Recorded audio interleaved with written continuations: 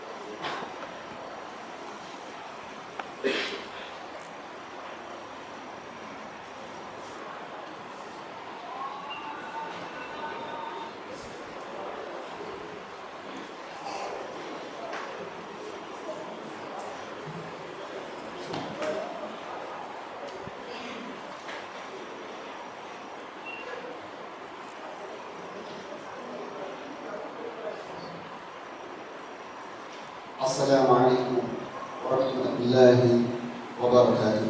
وعليكم السلام ورحمة الله وبركاته. أعوذ بالله من الشيطان الرجيم. بسم الله الرحمن الرحيم.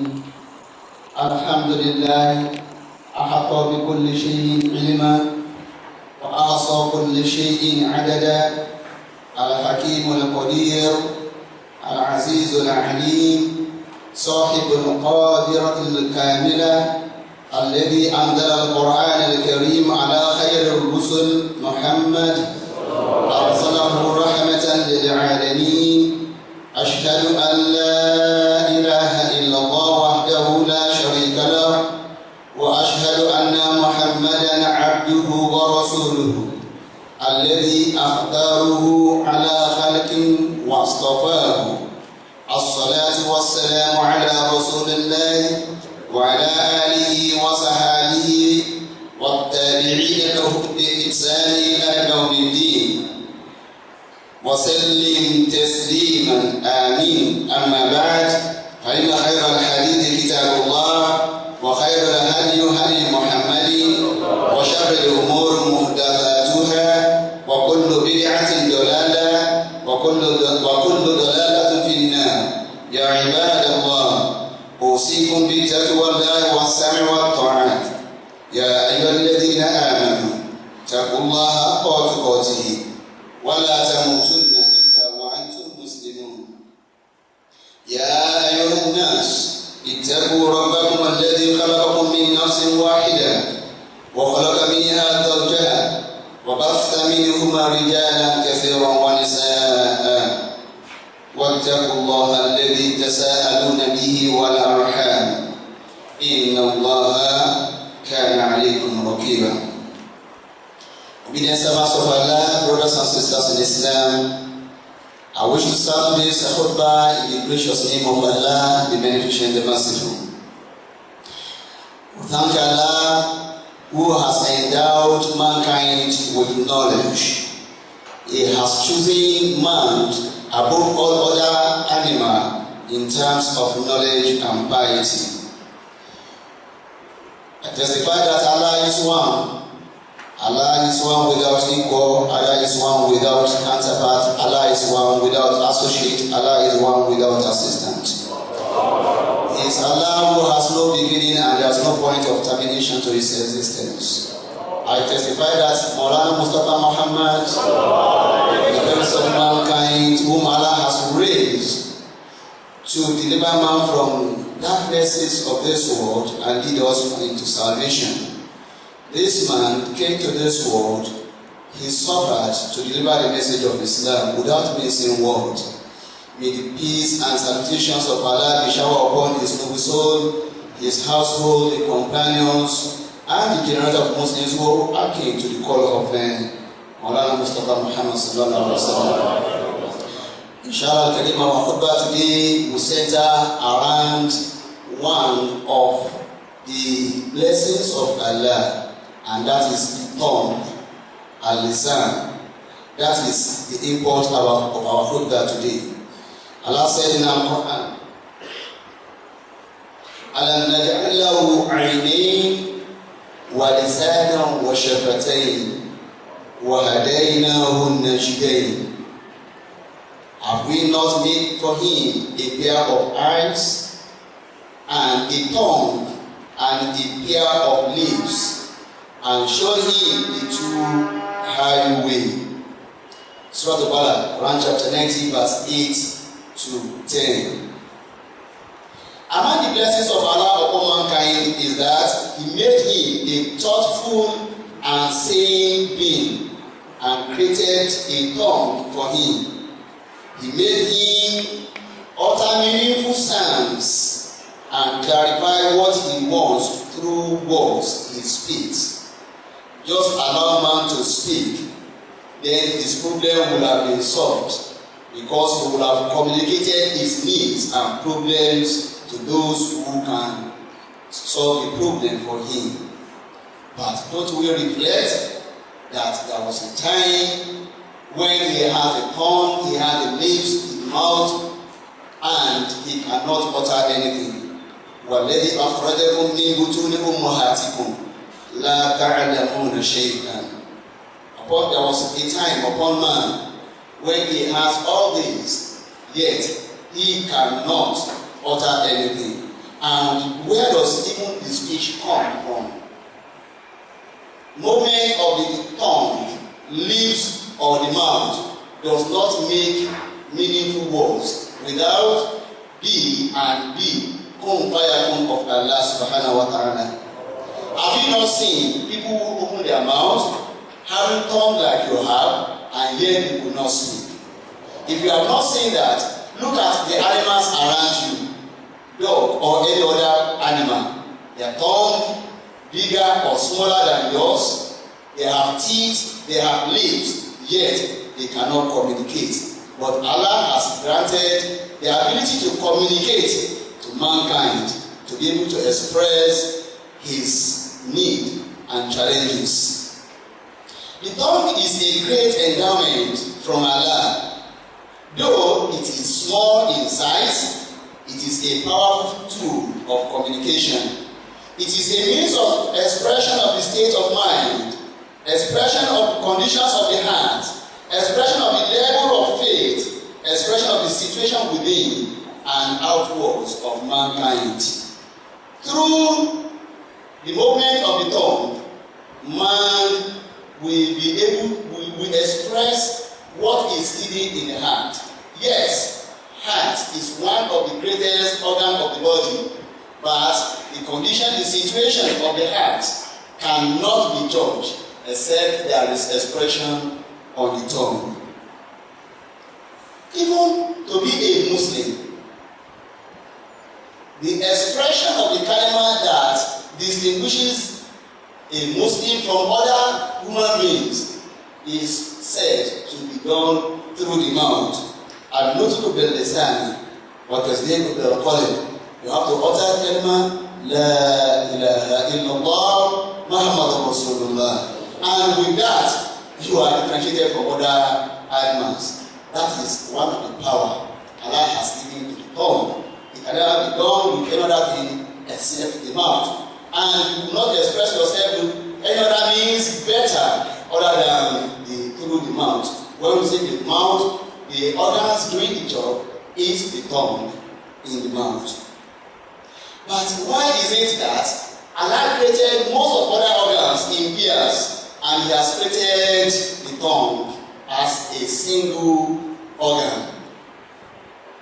It's like in Yoruba adage, when you have an object having two edge, sharp edge, it's no longer a cutlass, it must be a knife. The same way, tongue is only one. Like Allah made the heart to be one, then the tongue is expected to move and to behave in a particular direction for or against. Praises of Allah can never be achieved other than through the mouth. Yes, there are other organs that can do it, but the most identifiable organ is the tongue. And Maulana Mustafa Sallallahu Alaihi Wasallam said in one hadith narrated by Abu Huraira and Abi Huraira, and Nabi Sallallahu Alaihi Wasallam called كلمتان خفيفتان على اللسان ثقيلتان في الميزان حبيبتان إلى الرحمن سبحان الله وبحمده سبحان الله العظيم. The words are very, very light when it is pronounced on the tongue. Where is it coming up? From the tongue. ثقيلتان في الميزان.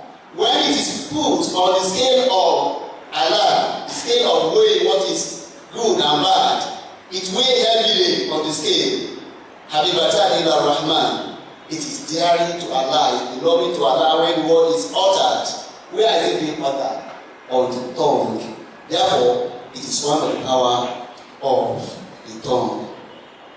Recitation of Al-Quran, say your salat, then you go and add all acts you do there, the tongue comes to play a very crucial role in all this. And the tongue is also so powerful that a 50-year-old act of ibadah, 60, 100 years of act of ibadah can be invalidated in a second with just one sentence that is consciously said. If somebody has worshipped Allah for 100 years as a Muslim, and if he consciously uttered that he disbelieves in Allah, all the 100 years of deed is rendered null and void. Therefore, the tongue is so powerful. Presently, Nigerians have gathered somewhere in Abuja to discuss about different issues harbored in individuals' mind, group of people as political entity or as religious group or by tribe and clans, agitating their mind for too long a time.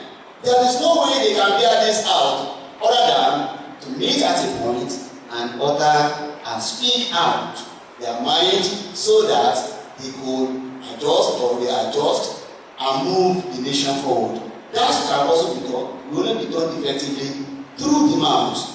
Indeed, the tongue is so powerful that a good job, when the tongue speaks to it, it beautifies it. A bad job, when the tongue speaks to it, it beautifies it. And a good job, when the speech to it is not well articulated, it destroys it. That is the power of the tongue. But with all these are good aspects of the tongue. What about the negative aspect of the tongue?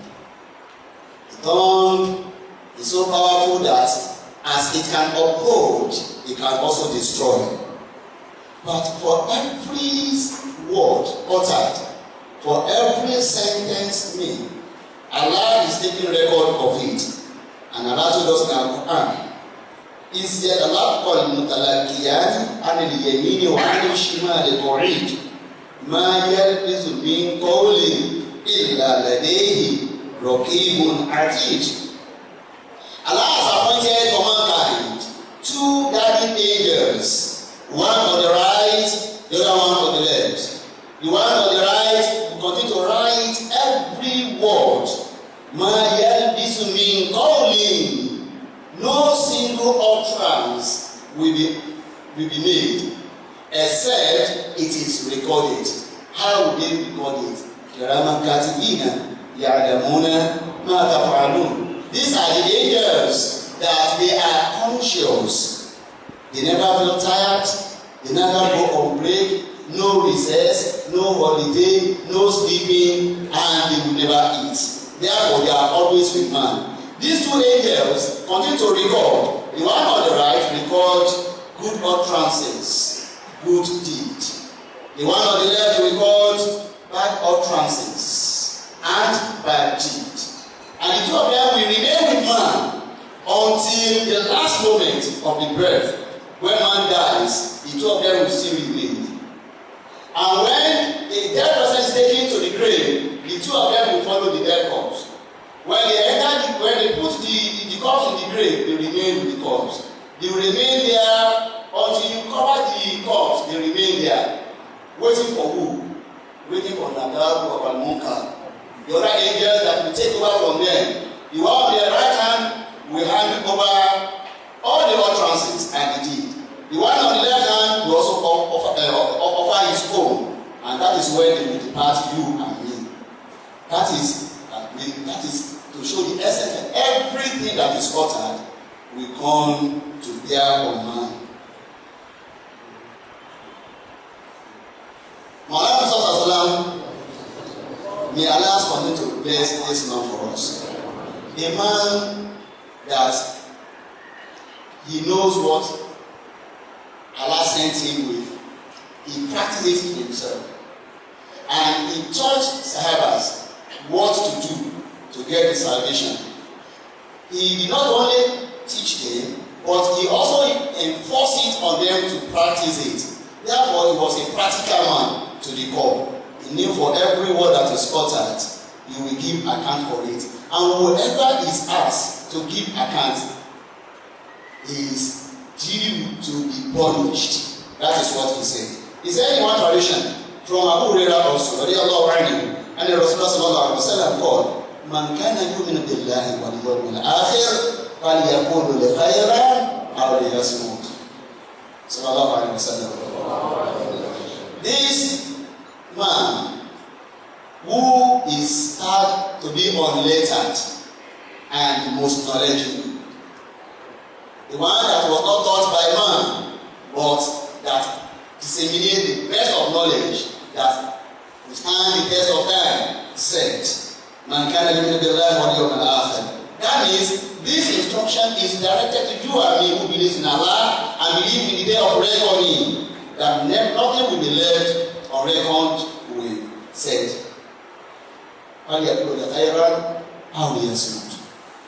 you either speak what is good or you keep quiet.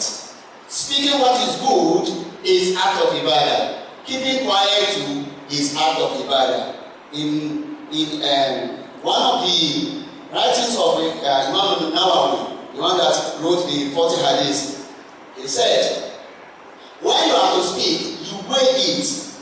Will it be beneficial to the other or you?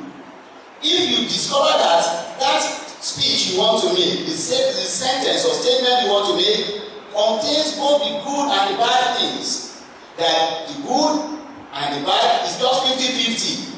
He said it's better that you do not even utter it at all.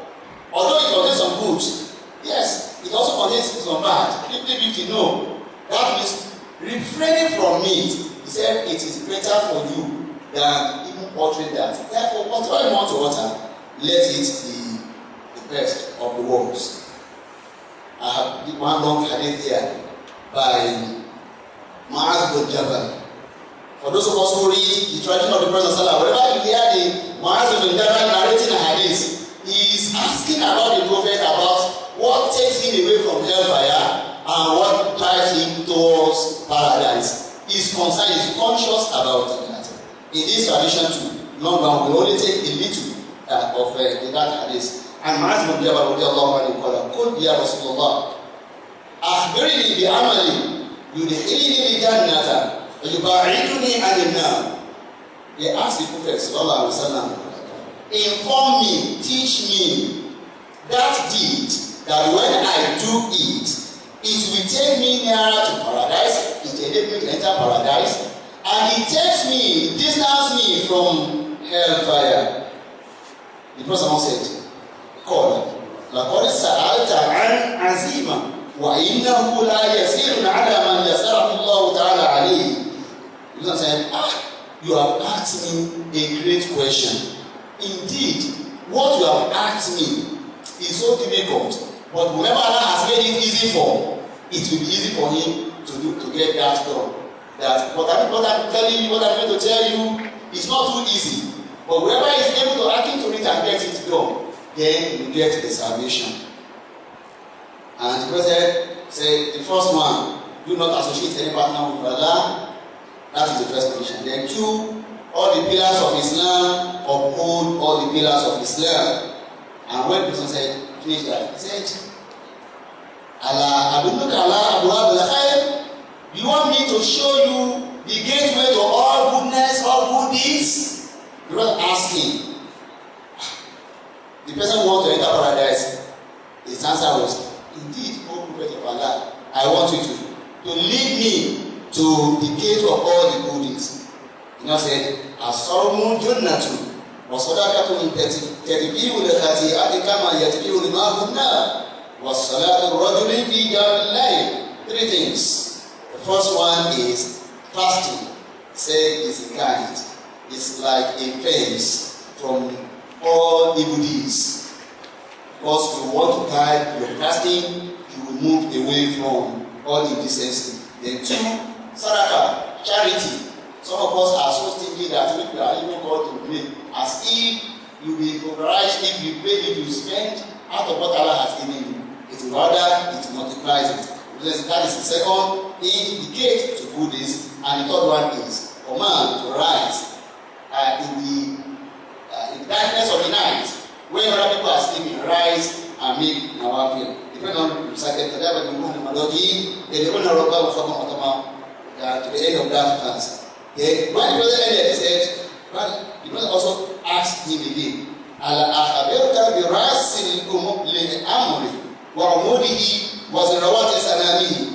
you want me to lead you into the topmost of all the matters, the topmost of it, and the backbone and the branches of it? He said yes. The brother said, Al-Islam is the best of all these things, and the backbone of it is Salat, and the branches is Jihad. When the Prophet finished this one, the Prophet also asked him, do you want me to lead you to that which will perfect all this I have told you? He answered, yes. And the Prophet said, Bala ya Rasulallah, فَأَخَذَ بِلِسَانِهِ وَقَالَ كُفْ وَعَلَيْكَ هَذَا. The Prophet now pushed his tongue out and held it and told him, get hold of this, be in control of this tongue. Then Mu'adh bin Jabal now asked, you are talking of Salat, you spoke about some and other things. What is this tongue you are talking about? The person said, look at him. He said, you are perished, for example. Like, or you don't know the gravity of that? Then the person said, it is that mouth. It is through the utterances of the mouth, of this tongue, that some people will be dragged onto the fire on the day of judgment. Or some people's nose, some people will be dragged with their nose thrown into the fire because of what they had uttered from the mouth. يا أيها الذين آمنوا اتقوا الله وقولوا قولا سديدا يصلح لكم أعمالكم ويغفر لكم ذنوبكم ومن يطع الله ورسوله فقد فاز فوزا عظيما.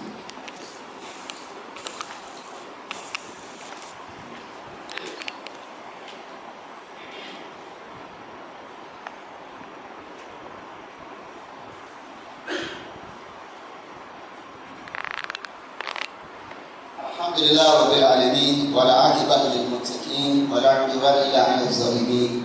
اللهم صل على محمد وعلى آله وصحبه وسلم. إن الله يأمر بالعدل والإحسان وإيتاء ذي القربى وينهى عن الفحشاء والمنكر والبغي يعظكم لعلكم تذكرون. Dear servants of Allah, brothers and sisters in Islam, there are several evils of the tongue that a khutbah cannot take. Each of those evils are sufficient as khutbah on their own.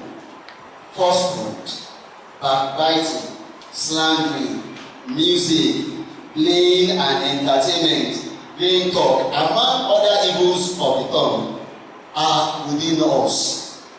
We live with this. Some of these evils of the tongue, Allah calls those who engage in them. For example, backbiting and slandering. Allah said, "Wailun likulli humazatin lumazah." Wailun, woe. If human being like you calls you, you want to retaliate, you want to beg, there's no cause. In Yoruba, when they say it is an adage that is not established, that the Jebus will call somebody. You want to beg, don't look for a Jebu because it's come. When you don't say Allah calls, why you put the humazatin lumazat? All scandalmonger and backbiters, Allah calls them. Woe upon them all. Allah said, "Ya ayyuhalladhina amanu bima taquluna ma la taf'alun." Why do you utter that which is falsehood? Kabura ma inda Allahi an taqulu ma la taf'alun is a major sin, is a crime, capital crime to be falsehood. And elsewhere, Allah said, "Qad aflaha al-mu'minun."